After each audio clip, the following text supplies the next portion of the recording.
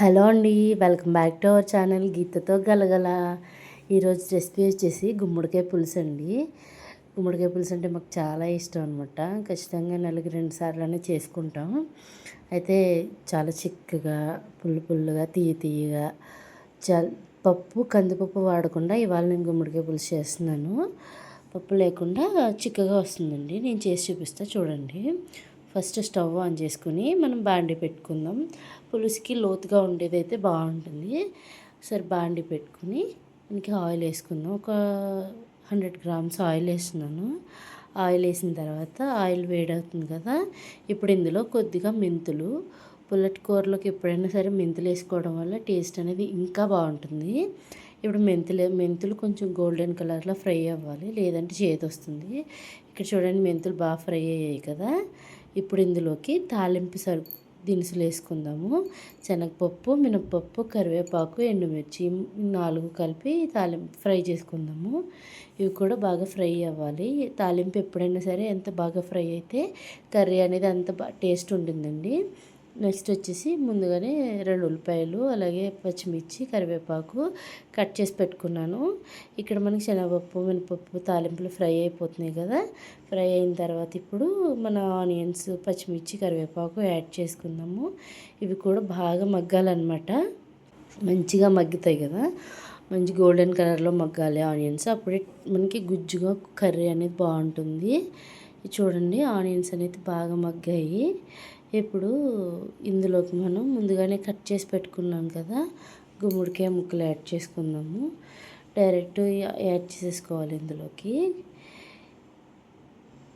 మనకు కావాల్సినట్టు నచ్చిన సైజులో కట్ చేసుకోవచ్చు. నేను కొంచెం పెద్దగానే ఇష్టపడతాను కాబట్టి పెద్దగా కట్ చేసుకున్నాము.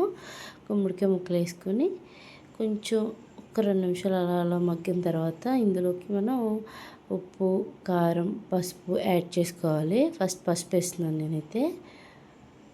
పసుపు చిటికెడు, అలాగే సాల్ట్ సరిపడా, టేస్ట్కి సరిపడా ఎంత చూసి వేసుకోండి. నేనైతే 1 టేబుల్ స్పూన్ 1.5 వేస్తున్నాను. నెక్స్ట్ వచ్చేసి కారం అనమాట. పుల్లటి కూర కదా, కారం పెద్దగా ఏం పడదు. ఒక 1/2 టేబుల్ స్పూన్ అంత వేస్తున్నాను నేనైతే. మీరు కూడా చూసి టేస్ట్కి సరిపడా వేసుకోండి. ఇప్పుడు బాగా కలుపుకుందాం వీటిని. ఉప్పు కారం అనేది ముక్కలకి బాగా పట్టేలాగా కలుపుకోవాలి. ఇప్పుడు ముక్కకి బాగా పట్టి టేస్ట్ అనేది బాగుంటుంది. అండ్ ఇందులో ఇప్పుడు బాగా కలాలి కదా, కొంచెం వాటర్ వేసుకుంటే మనకి మొత్తం అంతా బాగా మిక్స్ అవుతుంది. కొంచెం ఒక చిన్న గ్లాస్ వాటర్ వేస్తున్నాను నేను. చిన్న గ్లాస్ వాటర్ వేసుకుని బాగా కలిపేసుకుందాము.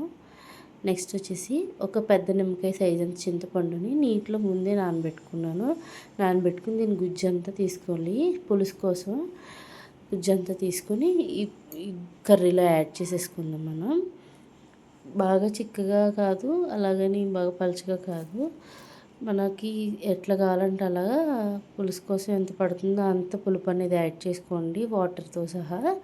ఇప్పుడు నేను ఇక్కడ చింతపండు పులుపు అనేది 2-3 సార్లు దానితో తీసి 2-3 సార్లు వేసాను.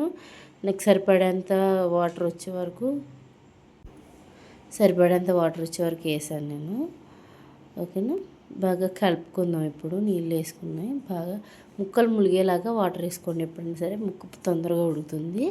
బాగా కలుపుకుందాం. పులుసు అయితే ఇప్పుడు మరగాలి మనకి. బాగా మరిగి కొంచెం లేతది అయితే తొందరగా ఉడికిపోతుంది గుమ్మడికాయ, ముదురుది అయితే టైం పడుతుంది. సో వెయిట్ చేయాలి. దీనికి తీపి రావాలి కదా కాబట్టి నేను ఇక్కడ బెల్లం అయితే యాడ్ చేసుకుంటున్నాను. మా ఇంట్లో మేమంతా తీపి అయితే తింటామండి. పులుసులు, చారులు వీటిలో తీపి ఉండాలి మాకు. ఇప్పుడు మనం ఇందులో కందిపప్పు అయితే వాడట్లేదు. మన పులుసు చిక్కదనం రావాలి కాబట్టి నేను 1 టేబుల్ స్పూన్ అంత శనగపిండి తీసుకున్నాను. అందులో కొంచెం వాటర్ వేసుకొని బాగా మిక్స్ చేసుకోవాలి విస్కర్ తోటి. ఒక శనగపిండి ఉండలు లేకుండా బాగా కలుపుకొని పక్కన పెట్టుకుందాము. పులుసు మరుగుతున్నప్పుడు లాస్ట్లో శనగపిండి దీన్ని వాటర్ పులుసులో వేస్తే చాలా బాగుంటుంది అనమాట.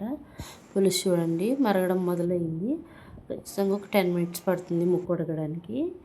పులుసు అయితే బాగా మరిగింది, ముక్క కూడా బాగా ఉడికింది నాకు. ఇప్పుడు చూడండి పులుసు చూసారా, దగ్గరికి అయ్యింది. ముక్క కూడా కలర్ చేంజ్ అయ్యింది, మెత్తగా ఉడికింది. ఇప్పుడు ఇందులో మనం ముందుగా కలిపి పెట్టుకున్న శనగపిండి వాటర్ ఉంది కదా, దాన్ని యాడ్ చేసేసుకుందాము. చిక్కదనం వస్తుంది అన్నమాట పులుసుకి. పలుచగా లేకుండా చిక్కగా ఉంటుంది. పప్పు వేసుకుంటే ఎలా ఉంటుందో సేమ్ అలానే ఉంటుంది టేస్ట్. ఏం తేడా ఉండదండి. కానీ చాలా బాగుంటుంది. మనం బెల్లము అలాగే చింతపండు ఇవన్నీ వేసాం కదా, చాలా టేస్టీగా అయితే ఉంటుందన్నమాట. అందరూ ట్రై చేయండి. అలాగే మన ఛానల్ని ఫస్ట్ టైం చూసినట్టయితే సబ్స్క్రైబ్ చేయండి. కొత్తగా వీడియో స్టార్ట్ చేస్తున్నాను, ఎంకరేజ్ చేయండి. రెసిపీ ఎవరికైనా నచ్చినట్టయితే షేర్ చేయండి. చూసారా పులుసు చూడండి చక్కగా ఎంత చిక్కగా అయిందో. ఇంత చిక్కగా అయిన తర్వాత స్టవ్ కాసేపు శనగపిండి స్మెల్ పోయిన తర్వాత స్టవ్ ఆపేసుకోండి.